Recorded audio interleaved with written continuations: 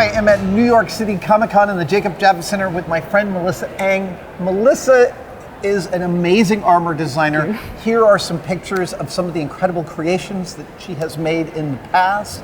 I am such a huge fan of yours. And this today is your first cosplay? My first cosplay. It's very nerve-wracking. It is a little, it was for me too, yeah. Absolutely. But so who are you cosplaying as? Well, I'm cosplaying as Edward Elric from Full Metal Alchemist, which is actually the first anime I ever watched.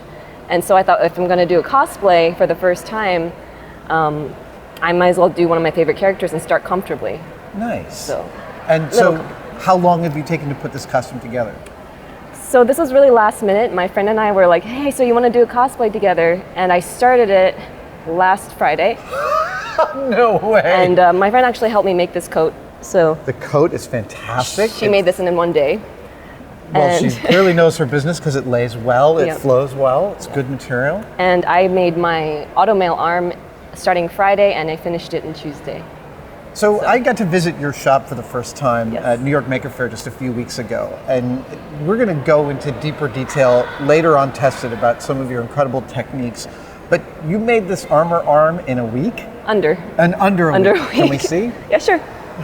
Look at this. So it rotates. It rotates. It's fully enclosed. You have armor on the Yep. inside of the joint as well and the outside. That's not common. And it's based off, it's not like exactly from the anime. Mm-hmm. It is based on armor research in a few different centuries. Okay. So you're sort of combining multiple different executions. Some people might not like that, but you know, I love just mixing and matching and seeing what works that fits the character. It looks like you don't have any lack of ability to move around. And is this hard plastic? So this is an impact-resistant, flexible plastic, 3D printed on a desktop printer. What? These are directly 3D printed pieces? Yes. So this is a filament printer on a TAS6 printer.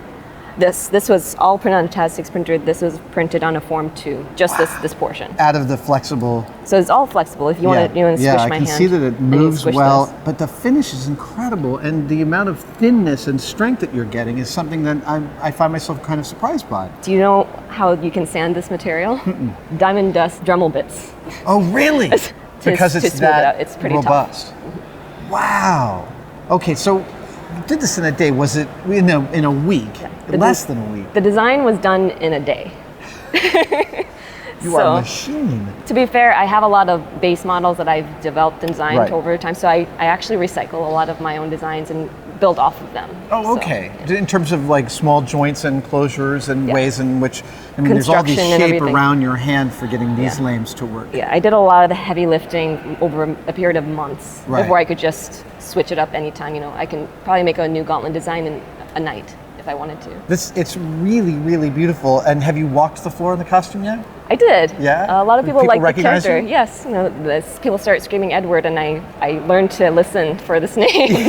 So it was a new experience versus people going, "Who are you?" and me just showing off my own designs. But this is a completely different experience. I didn't expect. Well, in much of your social outreach, you're not showing your face either. Exactly. So this is actually very, very new to me, and I'm just trying to figure out how to make this work. Yeah.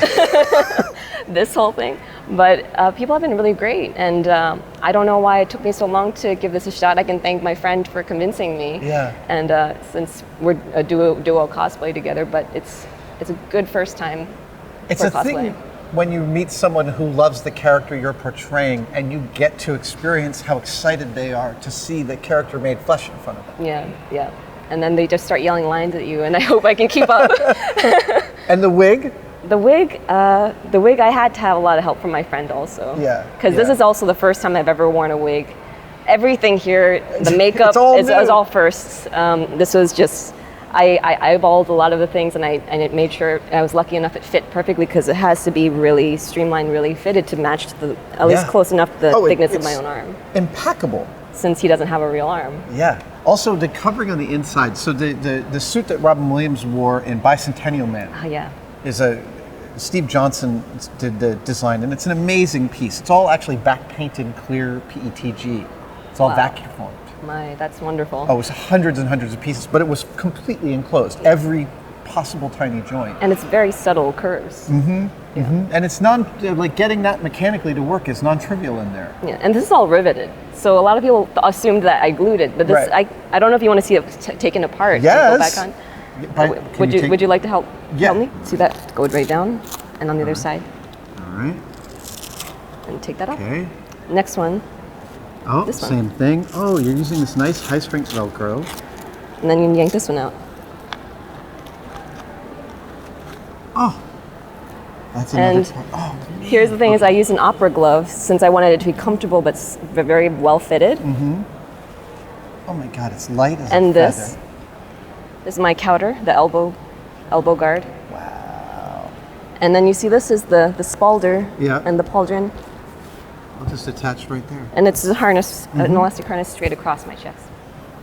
And this is filament printed. I can see. Yes, on the you can see inside. the very rough lines, and that's already covered in a lot of high build primer. Yeah. And you can still see a lot of the lines. One of my favorite things, high particulate primer.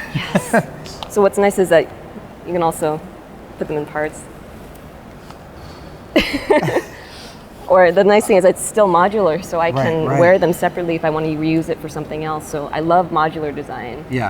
Just to be able to change it up, because I don't want to just wear it for cosplay. I still want to be able to use it for costume, and so we actually have some actors who are going to use this for other purposes too. Right. I noticed you've also seemed to have printed in your own holes for sewing this down to your fabric. This is 3D printed holes about like maybe 2 millimeters, so then I can cut out a lot of the labor. A lot of the rivets are actually designed into the gauntlet itself. So they're printed into it. These are real rivets, but this is part of the design. So I actually made mechanisms to help me quickly make gauntlets, since you know how hard they actually are. Yeah, no, I do. It's exhausting. And the number of pieces. Yeah, Melissa, I am such a fan of your work. It's really incredible. Oh. I am so excited that this is your first cosplay, and definitely not your last. Absolutely not. I can't wait to see what you do next. And Melissa and I are going to be collaborating on a project which we'll tell you about later on in the future, but not just yet. Look at this! Incredible. Just wave it around. Your work is amazing. Thank you so much. I really appreciate it. See you later.